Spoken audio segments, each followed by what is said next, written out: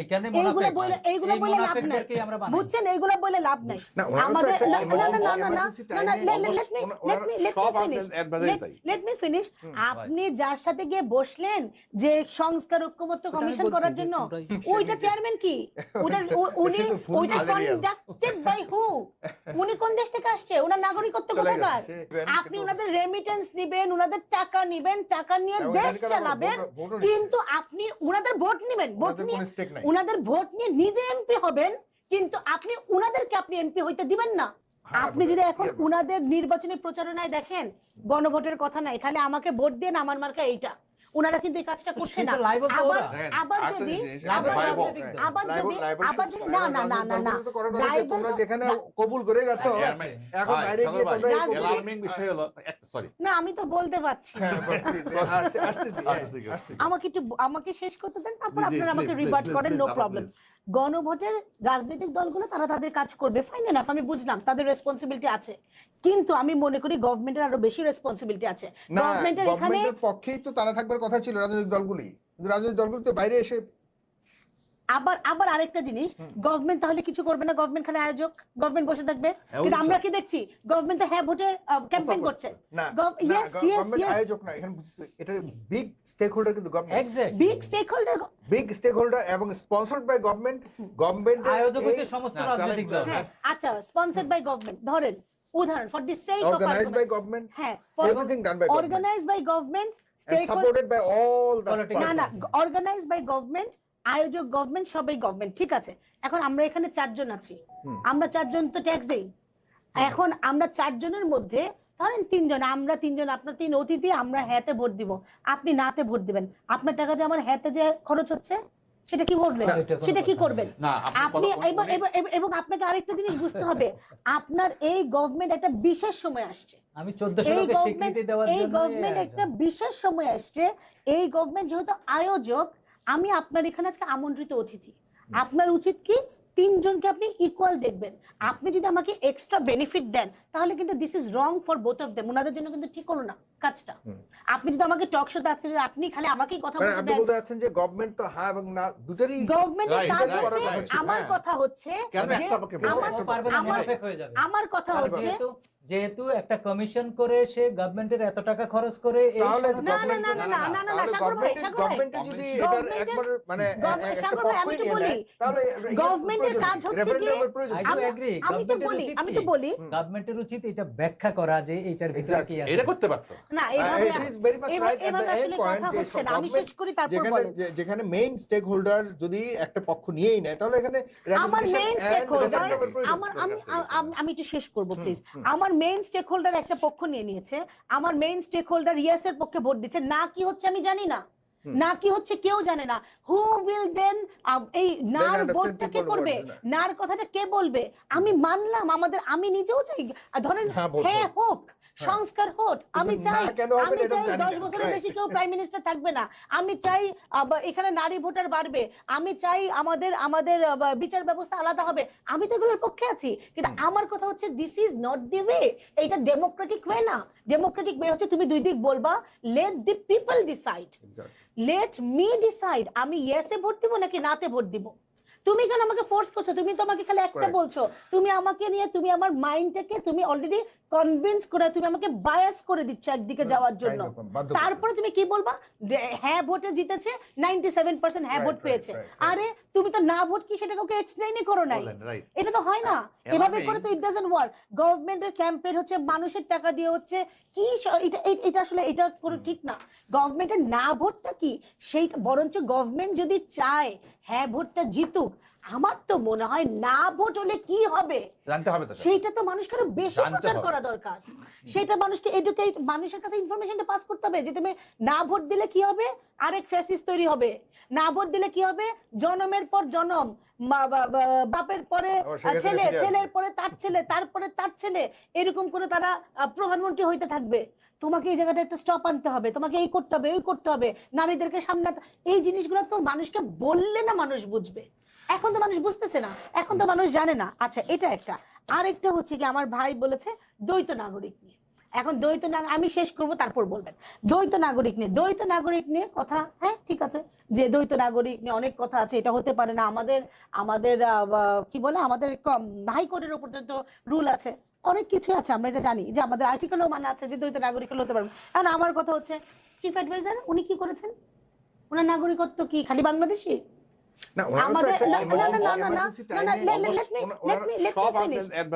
Let me finish. আপনি বলবেন উনি একটা স্পেশাল টাইমে এসেছে, কিন্তু উনি what he is equivalent, he is equivalent to the prime minister. আপনার চিফ অ্যাডভাইজার, আমাদের national security adviser. No, honorary শব্দ কত দেশের সে নাগরিক হয়েছে, কিন্তু সে ক্যারি করে বাংলাদেশে। আচ্ছা, আমাদের ন্যাশনাল সিকিউরিটি অ্যাডভাইজার,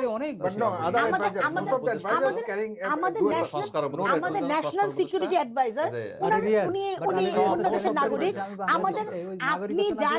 আপনি হ্যারিস ভাই, আপনি যার সাথে গিয়ে বসলেন যে সংস্কার ঐক্যমত্য কমিশন করার জন্য, ওইটা চেয়ারম্যান কি? ওইটা কন্ডাক্টেড বাই হু? উনি কোন দেশ থেকে আসছে? ওনার নাগরিকত্ব কোথাকার? যে আপনার দেশে সংস্কার করতে আসছে,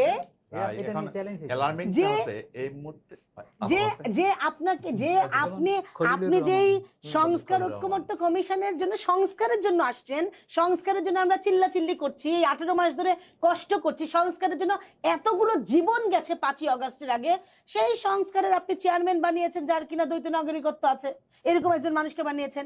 আপনি দেশের জাস্টিস বানিয়েছেন যার কিনা দ্বৈত নাগরিকত্ব আছে। তাহলে election, what is the big deal? এখানে সমস্যা কোথায়? আমি তো কোনো সমস্যা দেখি না।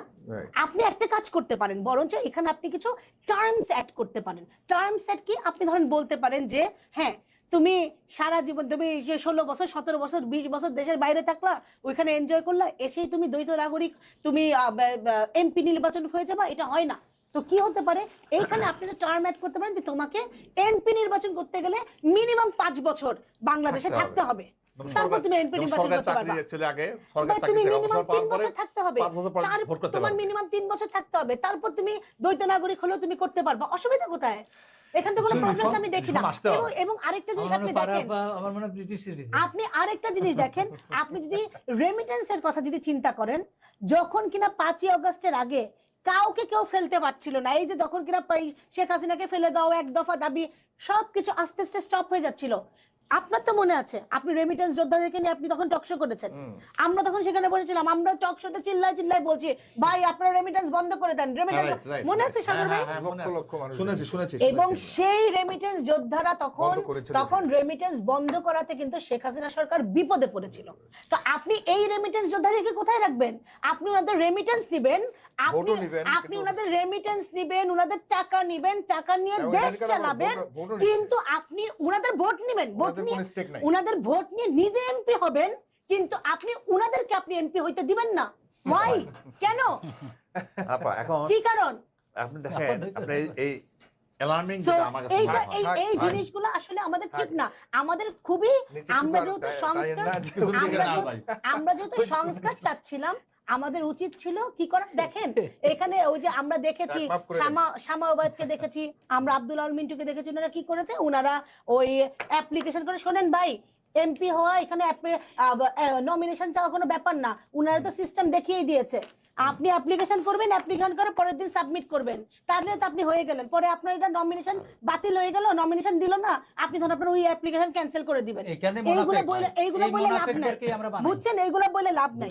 এখন সরকারের উচিত ছিল, যেহেতু তারা সংস্কার করতে যাচ্ছে, এই সব ফালতু যে নিয়মগুলো আছে, ধরুন আপনার দ্বৈত নাগরিক একটা নিয়ম, আরেকটা নিয়ম হচ্ছে 1% ভোট স্বতন্ত্র প্রার্থীর জন্য। স্বতন্ত্র প্রার্থীর জন্য 1% ভোট, এটা মারাত্মক একটা ডেঞ্জারাস বিষয়। কি কারণে আমি বলি, ধরেন আপনি বিএনপি, আপনি আপনি আপনি আপনি আর সাগর ভাই দুজন একই এলাকার, সাগর ভাই আপনার এলাকা থেকে, উনার এলাকা থেকে নির্বাচন করতে চায়, আপনি তো বিএনপির বড় নেতা, ওনাকে যে আমরা 1% ভোট দিয়ে ওনাকে যে সাইন করলাম, আপনি তো দেখে ফেললেন যে আমি ওনাকে ভোট দিচ্ছি, আপনি তো দেখে ফেললেন যে ও ওকে ভোট দিচ্ছে। আমার ঘরে তো ভাই যুবতী মেয়ে আছে ভাই, বিএনপির, আমি আমার মেয়েটাকে কিভাবে বাঁচাবো? আমার বাবা, আমার ভাই, তাদের নামে তো আপনারা মামলা দিবেন, তাহলে এটা কি হবে? তো এই যে দেখেন মানুষের কি হচ্ছে, সিক্রেসি নষ্ট হচ্ছে, মানুষের বড় যে রাইভাল যে পলিটিক্যাল পার্টিগুলা, তারা আক্রোশ নিয়ে, এই যে যারা কিনা এই 1% ভোটার হচ্ছে, এটা তো আপনি আগে থেকে জেনে যাচ্ছেন, এটা তো ডাটা প্রোটেকশনের লঙ্ঘন হচ্ছে। ভাই এই জিনিসগুলো ভাই শেষ আগে চেঞ্জ আপনি করা এটাই- দরকার, এই জিনিসগুলো চেঞ্জ করতে হবে। তবে হ্যাঁ, আমি একটা বিষয় অবশ্যই, ঋণ খেলাপি no no no, it is a big no. ঋণ খেলাপির কোনো জায়গা নেই। ঋণ খেলাপি হয়েছে, সে নির্বাচন করতে পারবে না। হানা ভোটের হ্যালো ভাই, হানা ভোটের বিষয়টা উনি অবশ্যই অ্যান্সার দিয়ে একদম গেছেন। 30 দিয়ে সেকেন্ড গেছেন। শেষ করে ফেলুন। শেষ। আমরা অ্যালার্মিং যে বিষয়টা সামনে, আর এই ভোট গণনা দেরি হবে, এই শব্দটা কেন সরকারকে আসতেছে আমার কাছে? এর মধ্যে ডালমেকুস কালা হয়, তো আবার বলা হচ্ছে যে এবার তো গণভোটও আছে, গণভোটের সাথে আপনার সাধারণ এটা গেলে ভোটের সম্পর্ক কি? এটা খুবই এটা এখন alarming, দবাই ঠিক হয় নাই ভাই। এটা কিন্তু খুবই মারাত্মক একটা এইটা বিষয় এইটা আরো সামনে 6 মাস করতেছে। 1 কেন এই বছর কথা বললো? ক্যাম্পেইন করে দেওয়া উচিত ছিল। কেন এই কথা বললো যে এবার ভোট গণনা দেরি হবে? তাহলে কি 3-4 দিন 5 দিন পর ভোট গণনা হবে? এই 5 দিনের মধ্যে কি হবে? তার ইঞ্জিনিয়ারিং হবে না কি হবে? এর মধ্যে এটাকে মানুষের ভিতরে প্রশ্ন জন্ম নিচ্ছে। আরেকটা কথা সরকারের ব্যর্থতা হলো যে মানুষের মধ্যে কেন এই কথা আসতেছে, আদৌ কি ভোট হবে? কেন আজকে সরকারের ব্যর্থতা, সরকারের প্রতি মানুষের আস্থা নাই, তার কর্মকাণ্ডে অনেক ব্যর্থতা আছে। তার মধ্যে বর্তমান ভোট সামনে, এই ভোট নিয়ে কিন্তু কথা আসতেছে যে ভাই ভোটটা কি আদৌ হবে? তা আমরা চাই না ভোট হোক, আমরা এটাই চাই। সবাই কিছু বলবেন? ভোট না, হোক। আমি একটা জিনিস শুধু বলি, শেষ করতে হবে তাহলে আজকে আমাকে দিয়ে। জামাতকে ঘুরে ডিফেন্ড করার কেউ নাই। আমরা জামাতের 71 নিয়ে আছি, 71 থেকে 54 বছরের ভিতর জামাতের কর্মকাণ্ডগুলো কি, আর জামাত তো একটা গভর্নমেন্টও ছিল, চারদলীয় গভর্নমেন্টও ছিল, সেখানে তাদের ভূমিকা কি, তাদের কলঙ্ক কি, তাদের কিছু কি, অর্থাৎ এই 54 ইয়ার্সে তাদের আমার মনে হয় কিছু কিছু Contribution কর্মকাণ্ড কি স্বাধীন বাংলাদেশে? সামনে আনা উচিত। শুধু যদি আপনি 71 বলেন তাহলে তো তারা ন্যারেটিভ দিবে ভাই 71টা ধরে আছেন, 70 থেকে 54 বছর আমাদের একটা খারাপ কিছু দেখান।